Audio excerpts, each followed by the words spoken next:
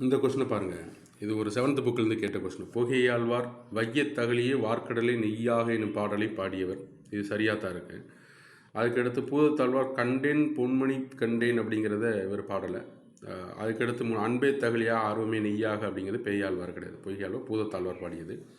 அதுக்கடுத்து பொய்கை ஆழ்வார் பூதத்தாழ்வார் பேயாழ்வார் முதலாழ்வார்கள் மூவீர் ஆழ்வார்கள் என்று அழைக்கப்படுவார்கள் அப்படின்னு சொல்லி மூவீர் காலத்தை சேர்ந்தவர்கள் அப்படின்னு சொல்லிட்டு இதில் 1, 4 மட்டும் சரி. டைரெக்டாக அப்படியே ஸ்கூல் புக்கில் இருக்கும். நான் 7th புக்கில் இருக்க எடுத்து காமிக்கிறேன். ஆனால் அந்த 2, 4 என்ன தவறு. ஸ்கூல் புக்கில் என்ன இருக்குன்னு பார்க்கலாம். 7th புக்கில் இங்கே பாருங்க. வையத்தகலியாக வார்க்கடலை நெய்யாக வெய்யோ கதிரவன் விளக்காக செய்யோ. அதில் பொய்கை ஆழ்வார் பாடியது. பொய்கை ஆழ்வார் பிறந்தவர் காஞ்சிபுரத்தில் உள்ள திருவைக்கா என்னும் ஊரில் பிறந்தவர். தெரியல, அவர் முதல் திருவந்தாதி அவர் தான் படிப்பார். அதுக்கடுத்து அன்பே தகலியாக ஆர்வமே நெய்யாக அப்படிங்கிறது கொடுத்தது பேயாழ்வாரன் கொடுத்தாங்க. பூதத்தாழ்வார் பாடியது. கீழே இருக்கும் 12 ஆழ்வார்கள் பொய்கையாழ்வார் பூதத்தாழ்வார் மூவரையும் முதலாழ்வார்கள் என்று என்ன செய்வாங்க குறிப்பிடுவாங்க. தொகுத்தவர் நாதமுனி.